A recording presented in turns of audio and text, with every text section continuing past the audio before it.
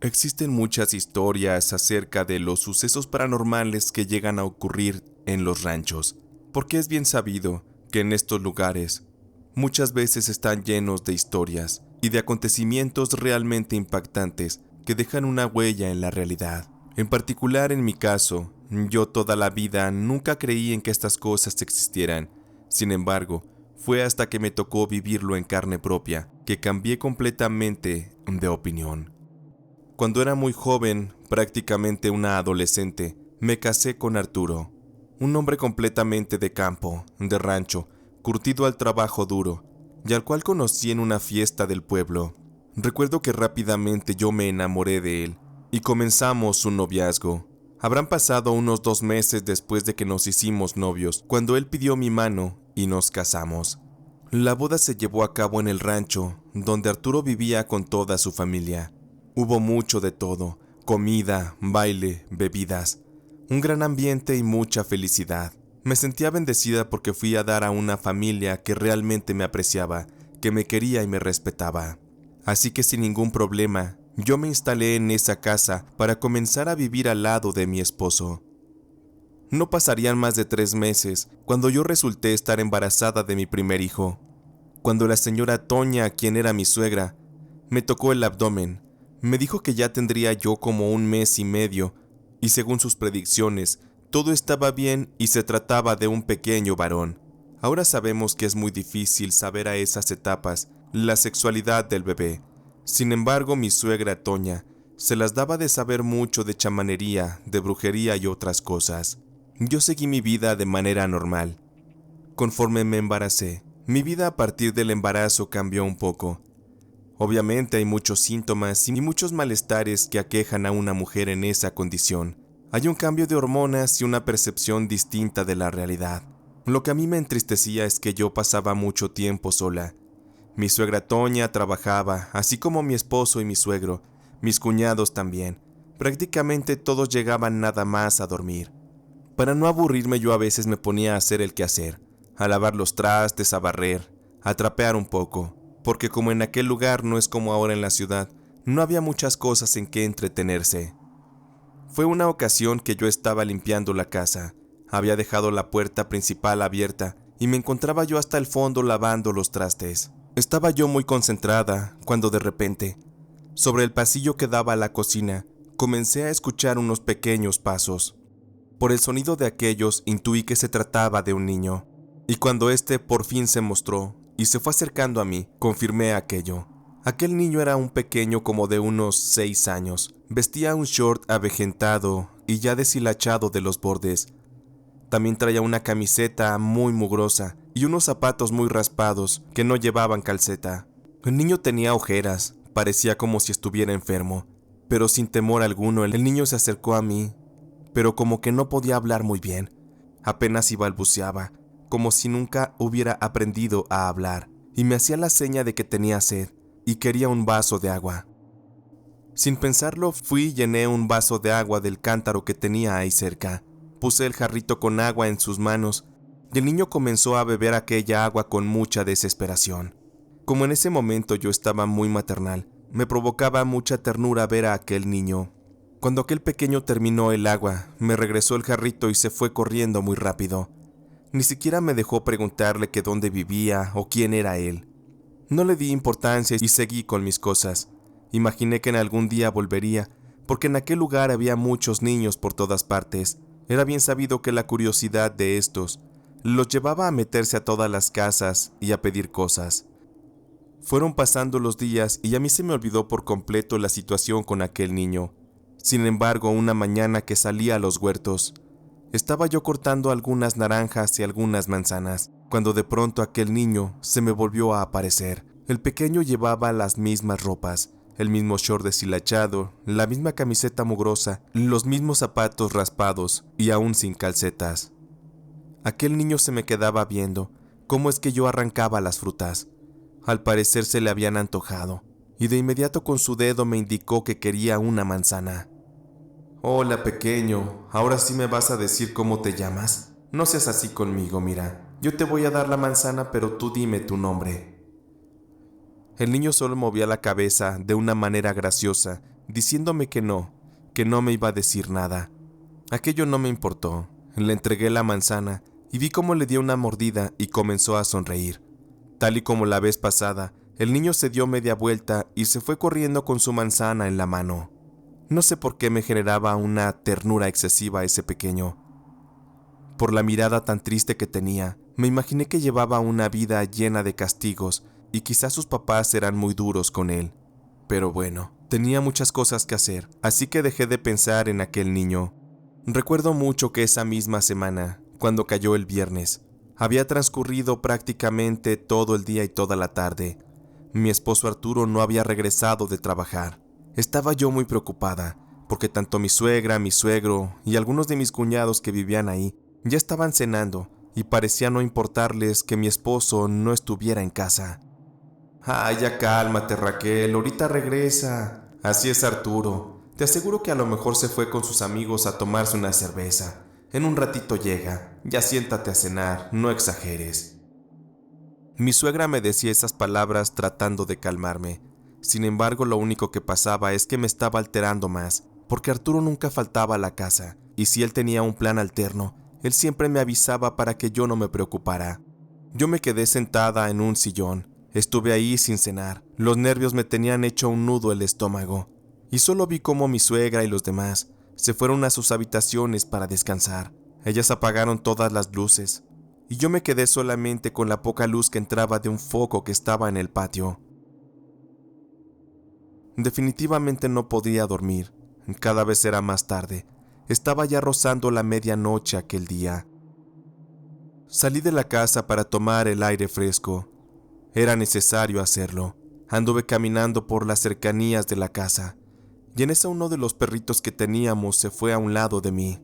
Caminábamos y nos adentrábamos un poco hacia la oscuridad, y yo comenzaba a tratar de ver hacia lo lejos, con la esperanza de ver la silueta de mi marido regresar a casa. De ir caminando recuerdo que el perrito comenzó a gruñir. «¿Qué te pasa, Panchito? ¿A quién le ladras? Me estás dando miedo».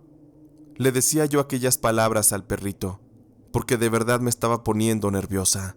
De pronto el perro echó un chillido y se regresó corriendo a la casa, como si algo lo hubiera asustado. Me quedé yo sola ahí parada en medio de la nada, cuando de pronto algo tocó mi brazo. Me asusté y di un grito, y cuando volteé me di cuenta que estaba exagerando, porque a mi lado se encontraba nuevamente aquel niño, aquel al que le regalé agua y también una manzana. El niño, sin pensarlo, me tomó del brazo y comenzó a sacudirme. Al parecer quería que lo siguiera. No tenía idea de dónde había salido ese niño. Era muy tarde, y no era normal o lógico que anduviera en la calle, porque eso era muy peligroso. Aún así comencé a seguir al niño, porque parecía que había encontrado algo que era de mi interés. Nos fuimos adentrando entre la hierba, a través del llano. La noche estrellada era muy limpia, se veía todo precioso. Sin embargo, había una angustia que comenzaba a invadir mi corazón. Llegamos a la zona de unos sembradíos. La hierba no era muy alta, y de pronto, como a unos 10 o 15 metros, comencé a escuchar unos quejidos de un hombre. Me alteré por completo, pues la voz de aquel hombre era idéntica a la de Arturo, mi esposo. Corrí más aprisa esquivando hierbas y piedras. Y cuando finalmente llegué al punto, en efecto estaba ahí mi esposo tirado. Estaba descalabrado y no se podía ni levantar. Comencé a gritar, a hacer un escándalo. Necesitaba que alguien me escuchara y corriera a ayudarme. Mi esposo Arturo estaba vivo, pero estaba muy lesionado. Yo no sabía qué había pasado, pero él estaba mal. Gracias a mi llamado de auxilio, el dueño del rancho donde andábamos fue rápido a ver qué pasaba. Con su ayuda, al ver él la escena, se dio cuenta que lo que estaba pasando era grave. De inmediato llamó a sus hijos y entre todos levantaron a mi esposo y lo metieron a una cama para que descansara. Recuerdo perfectamente que yo busqué al niño para agradecerle y para pedirle que me acompañara a la casa de aquellos señores para que cuidáramos juntos a mi esposo. Pero debo decir que ante mis ojos el niño había desaparecido otra vez. Al parecer regresó a su casa. Mi esposo durmió prácticamente toda la noche y despertó hasta el mediodía siguiente. Él comenzó a contarnos que iba en su caballo de regreso al rancho. Sin embargo, en un momento el caballo pareció perder el control. Es como si se le hubiera metido el diablo, y entre tanto sangoloteo y tanto movimiento brusco, terminó tumbando a mi esposo, y encima le plantó uno que otro pisotón. Uno de esos pisotones por suerte no iba tan fuerte, y golpeó en su cabeza. Otro de los pisotones dio directamente en uno de sus codos, fracturándole el brazo, y también algunas costillas. Mi esposo se salvó de puro milagro. Probablemente al día siguiente ya no lo hubiéramos encontrado con vida. En la casa todos estaban sorprendidos por la manera en que yo lo encontré. Yo le platiqué a mis suegros de que aquel niño me encontró y me llevó directo a donde estaba Arturo. Cuando me preguntaron la descripción del niño aquel que yo veía y se las hice saber, ellos solamente se miraron, se quedaron callados. No sabían cómo explicarme o no sé qué pasaba. Sin embargo, después de que insistí e insistí en que me dijeran qué pasaba, ellos me contaron que aquel niño que yo veía era un fantasma y se trataba del hijo de una de las vecinas que había fallecido tiempo atrás. Según se decía, su muerte realmente fue un asesinato, pues el pobre niño, como en su casa nunca había de comer, el pobre se la pasaba a veces pidiendo en la calle o a veces tenía que robar. En una de esas, el pequeño niño se metió a un huerto de un ranchero y comenzó a llenar una bolsa con frutas. Como el ranchero aquel comenzó a escuchar ruidos, de inmediato soltó los perros, que se fueron bien bravos encima del pobre niño. Aquel miserable ranchero no sabía lo que había hecho, pero cuando llegó, se dio cuenta de que había cometido un error, porque los perros ya prácticamente le habían quitado la vida al pequeño. Así fue el trágico final de aquel niño, aquel inocente que solo quería comer, que solo quería alimentarse. Él tenía hambre, pero tristemente se topó con la tiranía y con la maldad del ser humano, que a veces por la avaricia y por no querer compartir, puede ser capaz de destruir, de matar. Me dio mucha tristeza saber que por eso el fantasma del niño iba y me pedía agua y también comida. Creo que por eso él me agradeció y me llevó a donde estaba mi esposo Arturo. Al ser un muertito, él sabía dónde estaba mi esposo. Esta historia que les cuento es completamente real. A veces es lamentable lo que ocurre en los ranchos, porque es una realidad que la injusticia está presente en todas partes.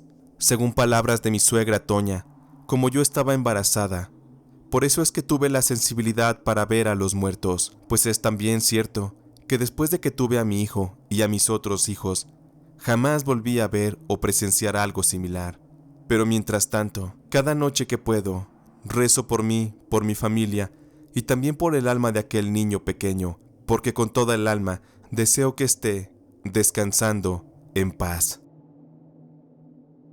La noche en que ocurrieron los eventos que les compartiré, no era una noche cualquiera, era una en la que todo estaba en nuestra contra. Lo digo porque mi padre estaba enfermo y moribundo dentro de su habitación. Su repentina enfermedad nos tenía desconcertados, porque no había explicación para aquello.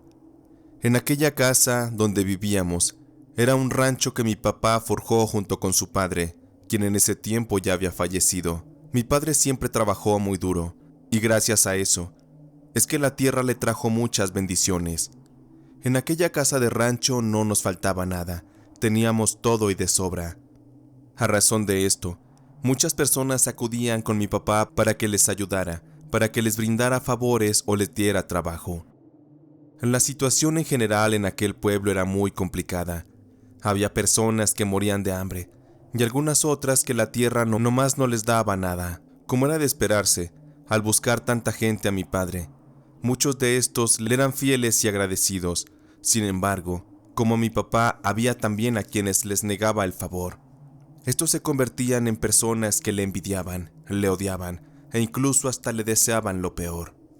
Yo recuerdo a mi madre poniéndole compresas de agua a mi papá para bajarle la fiebre, mientras que mi abuelita, ella decía que seguramente alguien le había trabajado con brujería a mi papá, seguramente alguna persona envidiosa, a quien no se le dio lo que quería. La desesperación nos estaba invadiendo. Mi papá era la cabeza de mi familia, y aunque algunos de mis hermanos ya eran mayores y sabían trabajar muy bien, aún no tenían esa conciencia para administrar y para manejar un rancho tan grande como aquel. Sentíamos de verdad que mi papá no iba a vivir más allá de esa noche. Había mucha tensión, mucha tristeza. El desánimo se encontraba en todo el ambiente. De pronto nos sorprendió que alguien tocó a la puerta. Ya era muy tarde como para que alguien nos visitara. Mi mamá fue y abrió. Y solo escuchamos cómo le dieron el saludo. Buenas noches, Conchita. ¿Cómo sigue tu esposo? Mi mamá dejó entrar a aquellas visitas. Se trataba de doña Soledad y don Alfonso, quienes iban con la intención de pagarle un dinero que le debían a mi papá. Yo vi cómo le entregaron un sobre con billetes a mi madre y como obsequio de cortesía le entregaron también un cerdo para engordar. Aquella pareja de ancianos se sentaron en la mesa y mi mamá cordialmente les sirvió una taza de té. Aquellos se pusieron a platicar y recuerdo bien que doña Soledad comenzó a advertirle a mi madre que mi padre estaba siendo embrujado, y de no hacerle algo a tiempo, él se iba a morir. Ándale, Concha, dame la oportunidad de hacerle unas curaciones a tu esposo. Yo sé que tú no crees en esto de la brujería, pero te aseguro que te sorprendería el saber todo lo que es capaz de hacer la magia negra. Yo sé algo de esto, porque mi abuela me enseñó. Y créeme que yo no podría estar más agradecida con ustedes, y para demostrárselo, puedo intentar salvar a tu esposo. Mi mamá estaba muy poco convencida. Sin embargo, al escuchar los quejidos de dolor de mi padre en la habitación, no le quedó más remedio que aceptar. La señora Soledad traía un morralito con cosas, y le pidió de favor a mi mamá que le llenara un jarro grande de agua y se lo pusiera a calentar, ya con aquello bien caliente. La señora Soledad se encerró con mi padre en el cuarto, y de verdad desconozco qué es lo que le estuvo haciendo. Mi mamá no nos dejó que nos acercáramos, pero por lo poco que escuchábamos, la señora Soledad rezaba y al parecer estaba haciendo algo con el cuerpo de mi padre, porque de repente nada más pegaba unos gritos muy fuertes. Mi mamá se mordía las uñas de los nervios. Ella tenía miedo de que las cosas empeoraran, pero siendo realistas, mi papá ya estaba prácticamente muerto esa noche. Pasaría como media hora, y la señora Soledad salió de la habitación. Ella nos dijo que mi papá había sido limpiado, y pidió regresar al día siguiente porque tenían que ser varias limpias. Mi mamá no creía del todo en aquello, pero aceptó. Al día siguiente y un día más, la señora Soledad fue a darle limpias a mi papá, a darle barridas con hierbas, a rezarle, y a hacerle no sé cuántas cosas más. Al final aquella señora hizo una especie de cruz con hierbas y nos pidió que la pusiéramos debajo de la cama, junto con una jarra de agua y algunos huevos de gallina también. Recuerdo perfectamente que nos parecía ridículo todo aquello, pero debo declarar también que, cuando pasó una semana, y llevando a cabo las instrucciones precisas que nos hizo la señora Soledad, sacamos aquella cruz de hierbas y la quemamos afuera del rancho. Después tiramos el agua también en el campo, pero esa agua había cogido un olor horrible y un tono oscuro. ¿Qué les puedo decir también? Porque la señora Soledad nos pidió que enterráramos los huevos también en un agujero en la tierra, lejos de la casa. Yo acompañé a mi mamá, y recuerdo que cuando hizo el hoyo y puso los huevos dentro, uno de estos se quebró, y lo que salió adentro era horrible. La clara y la yema se habían vuelto de color completamente negro, como si se hubieran podrido por absorber toda la maldad que tenía mi papá cargando. Mi mamá y yo nos quedamos viendo. Nos había sorprendido mucho aquello. Regresamos a casa. Con aquello, en teoría, había terminado todo el proceso de brujería que había hecho Soledad. Afortunadamente, con todo esto que les platico, mi papá fue sanando. Y como Soledad estuvo yendo constantemente a visitar a mi papá, fuimos siendo testigos junto a ella de la pronta recuperación de mi padre. A las 2 semanas mi papá ya estaba completamente fuerte, saludable y listo para regresar a trabajar. La señora Soledad no nos quiso decir quién fue el causante del daño hacia mi padre, pero eso sí, nos dijo que la verdad siempre surge. No habrá pasado ni un mes, cuando en eso, una de nuestras vecinas, doña Jacinta, enfermó gravemente y se puso muy mal. Aquella señora Jacinta, ella odiaba a mi papá. Ella le había pedido varios préstamos y no le había pagado. Por tanto, cuando mi papá decidió dejar de prestarle ayuda, doña Jacinta se convirtió en su enemiga. Ella ya no le saludaba, hablaba mal de mi papá a sus espaldas, y con aquella enfermedad No dudamos ni un poquito que ella fue la que le puso el mal a mi papá para que muriera. Al final todo se le regresó, y tuvo una horrible muerte, una muy lenta y dolorosa. Ella duró cerca de 3 meses en cama, con unos dolores terribles que no la dejaban dormir. Todo el día estaba agonizando y gritando. Tal cual ella vivió el mismo infierno en la vida. Y no me alegra su final, pero es una realidad, que ella simplemente pagó por haber intentado acabar con mi padre a la mala. Todo en la vida se paga, y doña Jacinta también pagó. De esta situación yo aprendí que es bueno ayudar a quienes lo merecen, porque uno nunca sabe también cuándo necesitará de los demás. Sé que no toda la gente es agradecida, pero es importante que uno siempre muestre su mejor parte, su mejor lado, porque de no hacerlo, estaríamos convirtiéndonos en aquello que no nos gusta, en aquello que odiamos. Dejo mi historia a juicio de quienes la escuchen. Sé que para algunos parecerá una broma, pero para mí que la viví, es algo completamente real y que me ha hecho creer firmemente en que la brujería existe.